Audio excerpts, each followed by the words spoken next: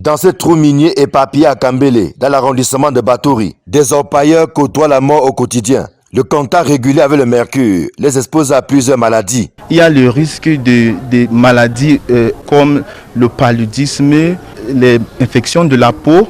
On a eu certains cas d'intoxication de mercure sur la plaie qui prend beaucoup des années pour bien soigner. On a eu aussi des cas d'avortement, là où on fait l'exportation, qui est dû sur l'utilisation de mercure et la nature du travail qui est lourd. En plus de ça, on a eu des cas de certaines fractures et les déformations. L'étude réalisée dans les arrondissements de Batouri, Kété, Goura et Bétaré-Oya sonne comme une alerte. L'utilisation de mercure dans l'exploitation artisanale de l'or est strictement interdite au Cameroun.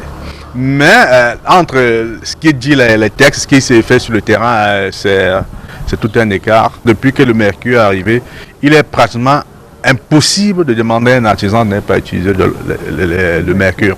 Parce que c'est avec le mercure qu'ils vont concentrer le maximum d'or.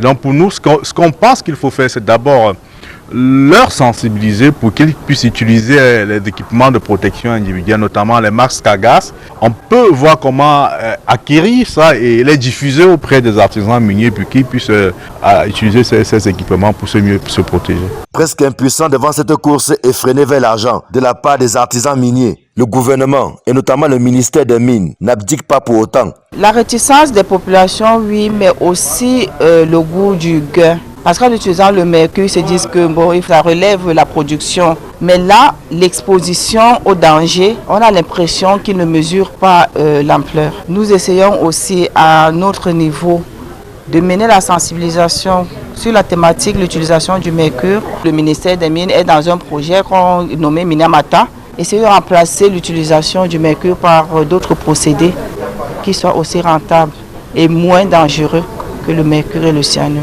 Les risques sanitaires s'ajoutent à la longue liste des décès enregistrés dans les sites miniers. Selon plusieurs organisations de la société civile, on en est à un peu plus de 200 décès entre 2014 et 2022. Les noyades et les éboulements de terrain en sont les principales causes.